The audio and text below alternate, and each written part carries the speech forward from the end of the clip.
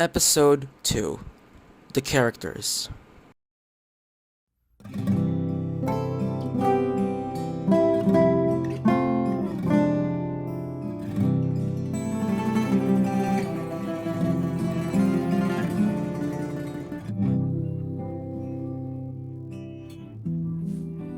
Previously on the Manga Archives, we have talked about how this project came to be, and what are my inspirations and what made me make this manga in the first place. Now we will be talking about the characters of the story, and for now we will be introducing the 10 most important characters.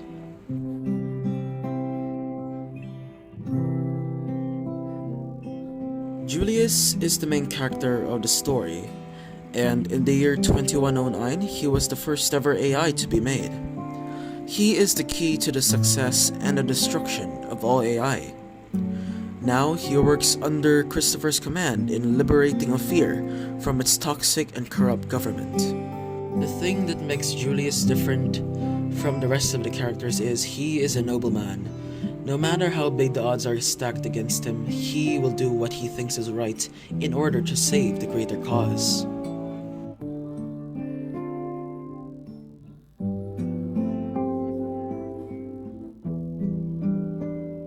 Christopher Salazar was born in 2070 and inherited the works of his grandfather and worked for the government in manufacturing AI. He would unexpectedly die in a car crash in December of 2109. Christopher's brother pleaded with the Ophirian government for him to be brought back to life, and so he was, as an AI. He is now the leader of the AI rebellion.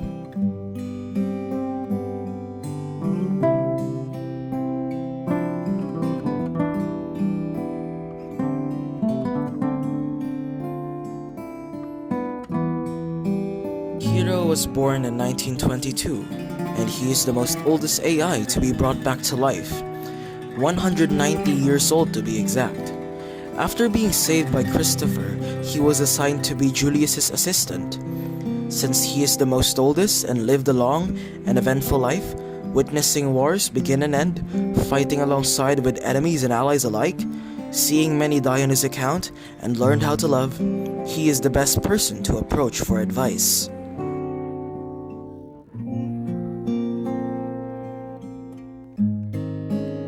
Erdine Yusunjochi was born in 2013 in the nation of Monglei. She was the daughter of King Altan and Queen Sayana Yusunjochi. Without a male heir, she was the rightful queen to the Mongolian throne. In 2026, the nation of Volcra declared war on Monglei. Within a year, Monglei fell. Erdine, the last princess of the kingdom of Monglei, was evacuated to Manshin and to Goryeo in secret.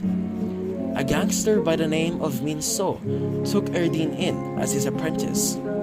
She would die in 2033 and would be resurrected as an AI in 2111.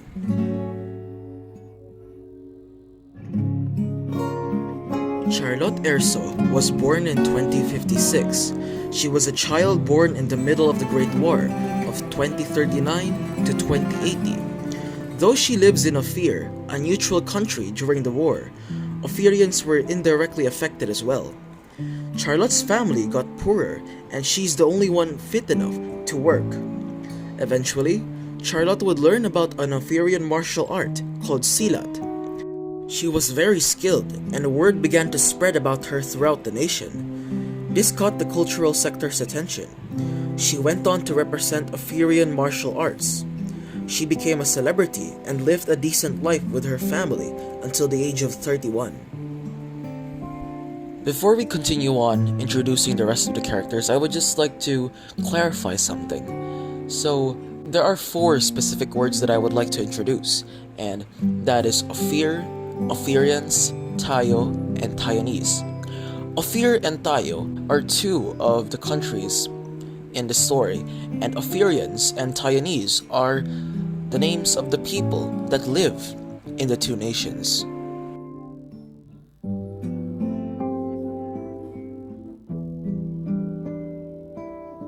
Arnel Sakai was a pure Ophirian by lineage and was assumed to be a member of the noble family called the Pindatos family.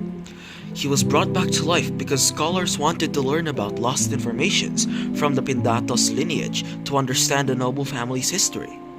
He is a master of the sport called Arnis and used it to escape the Ophirian government. He would become the moral compass of the group and he would guide his friends at their lowest.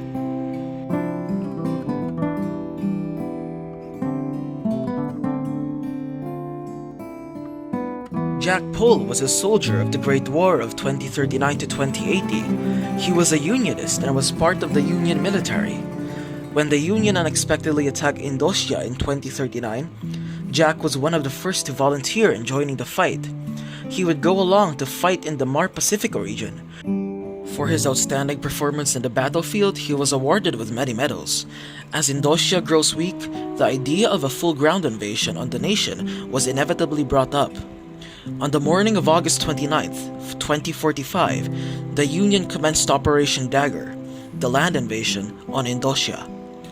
Jack would die during the operation and his body was never recovered. Due to his mark in history, he was resurrected in 2110.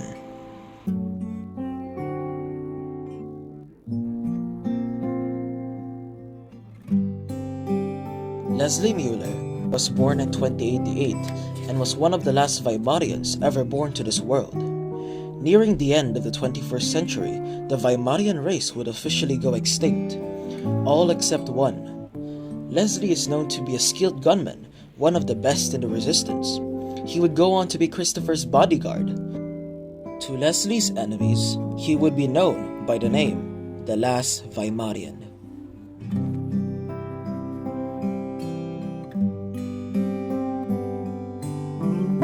Anne F. Ehart was born in 1930 and is an acclaimed historian and has cracked many mysteries in the world's history. She would go on to fix the people's understanding in history and would revise and change facts, without any biases and favoring specific groups of people. Because of this, she would get herself in trouble by specific groups, and she was on the run in other countries. Though being criticized by many people, she continued doing her works because she believes that telling the truth to the public is what's right, knowing if she continues doing this, she will get herself killed. But she knows that risking her life to tell the truth is worth it. She would be assassinated in 1958 by an unknown killer. She would be brought back to life in 2110 and would become Christopher's assistant.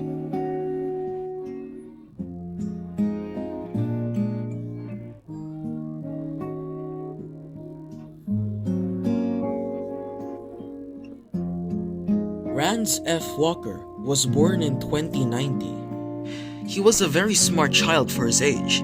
He would go on to be an infamous hacker in Ophir. In one of his missions, he stole over 1 trillion pesos in the National Bank. He would die in a crossfire by criminals and the Ophirian police in 2108. He would be brought back to life 2 years later to work for Ophir. In 2112, he is now a hacker for the Resistance. Halfway in making this video, I also thought of introducing the side characters in my story. So here's illustrations for the side characters in the story. We have L'Oreal Romualdez, Macario Henaes, Mary Hanoi, Riley Solem, Samara Baniel, and Henry Lowe. I hope these characters would be interesting to you, even though they don't have any background or any sort of introduction. Either way, they're just side characters. I think that's all of the characters for today, and including the other side characters.